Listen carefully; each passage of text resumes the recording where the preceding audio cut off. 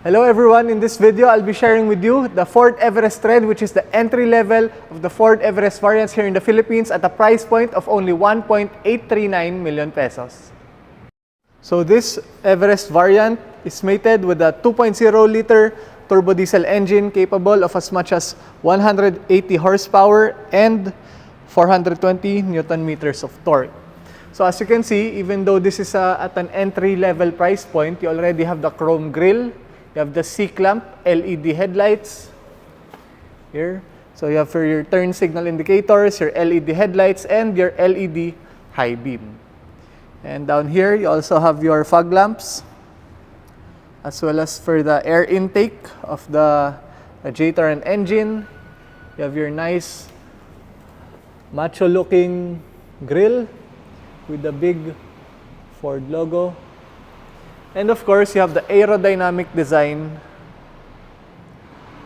and for a much more tougher look for your Ford Everest SUV.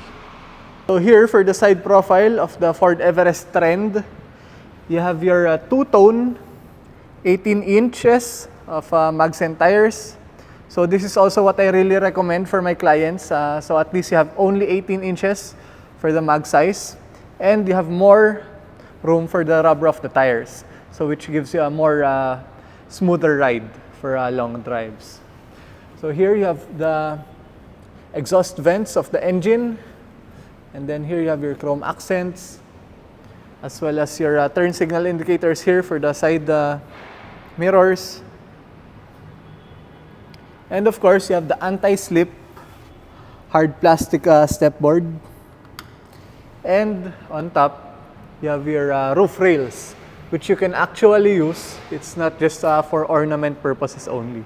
And for the entry level of the Everest variants, you have a body color for the side mirrors and body color for the door handles. And you also do not have chrome accents here compared to that of the Everest Titanium. However, you do have the same suspension, multi-link suspension for the Ford Everest Trend, and you have the butter knife aerodynamic design here, same as that of the top of the line Titanium. Here in the rear of the Ford Everest Trend, it is very noticeable that this is the only Everest variant with the blacked out Everest word in the rear. Although you have your LED headlight, LED taillights, LED brake lights, and you have your third brake light over here. Let me show you the roof. And of course, you have your camera for the rear, as well as your sensors, which are located here and here. And this is for the emergency for the towing. This is where you can put the tow. Then you have your rear fog lamps as well. So this one, it just has exactly the same size as that of the top of the line variant. So really, the difference is just the features, especially in the inside. So going inside the Ford Everest Trend, you already have the smart keyless entry. Okay. So let me give you a quick run through of the door. So here is your lock and unlock. And then down here, you have to power folding the side mirrors. This is to lock the windows. Let me just focus. And then this is for the side mirrors, to adjust the side mirrors. This is for the windows. Then here, you have your cup holder. And then here, you have for your front fog lamps, your rear fog lamps. This is to off the headlights, parking lights, automatic headlamps, and the manual headlamps. This is for the brightness of the instrument cluster and the infotainment touchscreen. And then this one is for the headlight leveling. So for the Everest Trend, even though it is the entry level, you already have the seat adjustment, which is powered down. And then the lumbar support for your lower back, which will be here. Okay, so going inside the Fort Everest Trend, you already have your steering wheel controls with the cruise control. This is to activate the cruise control, to limit, set, reset, and then up and down. This is for your volume control. This is for your voice command.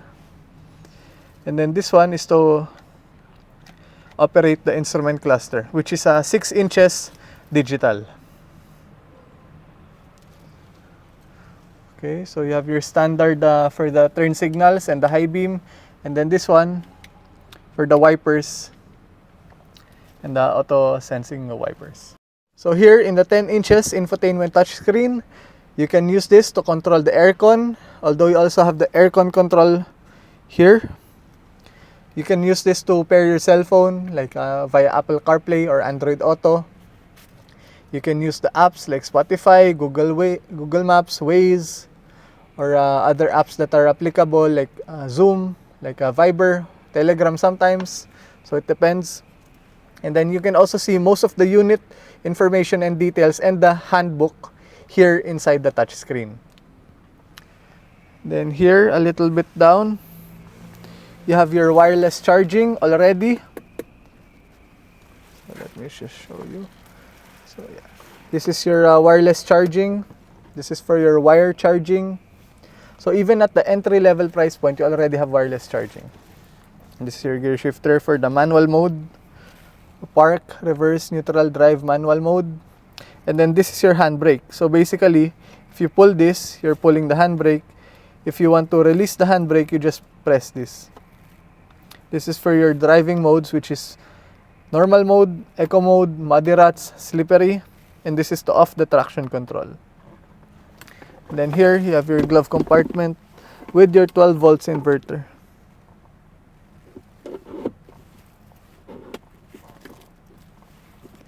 And then here, you have your glove compartments. And then here you have your rubberized cell phone holder. So over here, we have the rear view mirror, and on top here for the lights. Let me just off this. Light open. Okay, and then here. So here for your second row, it's very, very spacious. Of course, this is a Fort Everest. But here, let me show you. For the second row, you can use this to control the aircon fan speed, and you have your 12 volts inverter here. So yeah, and then your aircon vents will be here on top, and then also here. So you have your lights as well. And then to get to the third row, it's very, very easy. You just have to do this and then slide. So yeah, this is how you can get to the third row. So yeah, that's your third row seats. So actually, it's also very, very spacious anyway.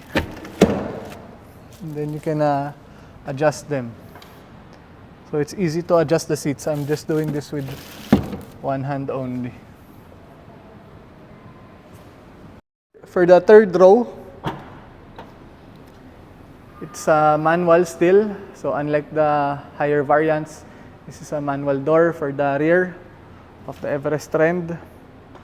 So yeah, here you can see the difference. This is if the third row seats are down, and this is if it is up. So here you still have enough space for your cargo. And then here's your emergency tools. And this is for your spare tire. Okay. So let me just close this. So this is a manual. You do that. So very, very easy. Okay, so that is it for a quick walk around of the Fort Everest trend here in the Philippines, the entry level for the Fort Everest variants. For any inquiries, you can contact me at 0936-994-6643. If you think this video was helpful, please give this a like, subscribe to our YouTube channel, and share this with your friends who you think this might be useful. Thank you so much for watching.